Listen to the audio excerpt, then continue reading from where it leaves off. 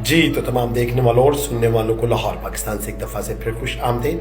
Tony गैस्किन्स जो कि एक अमेरिकन लिखारी भी है और लोगों को हौसला देने वाली वो तकरीरें भी करता है, उसने बड़ी खूबसूरत बात कही। उसने कहा कि दरवाजे सिर्फ उनके लिए खुलेंगे जिनमें के हिम्मत या जुर्रत है दरवाज़ों को खटखटाने की।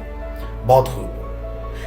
बहुत ज़्यादा लोग दुनिया में ना कुछ नया करते हैं, ना कुछ नया सीखते हैं और ना ही उनमें ख्वाहिश है कि वो नया करें। तो वो हमेशा वहीं पे रहते हैं जहाँ पर वो बहुत साल पहले थे और शायद उन्होंने 1% भी अपनी सलाहियतें या जो भी सलाहियत उनके अंदर थी उसका 1% भी इस्तेमाल नहीं किया। तो याद रखें कि अगर हम उन लोगों में शामिल हैं जो कि दरवाज़ों को खटखटाने वाले नहीं, इसका मतलब है कि जो नई कोशिश करने वाले नहीं, कुछ नया सीखने वाले नहीं, तो फिर दरवाज़े हमारे लिए नहीं खोलेंगे। और ये दरवाज़ा खुशहाली का भी हो सकता है और अमारत का भी हो सकता है, आपके अच्छी मशहूरी का भी हो सकता है और आपके आगे बढ़ने की जो सलाहियत है उससे देखकर दूसरों को तक़वियत बख्शने का भी हो सकता है।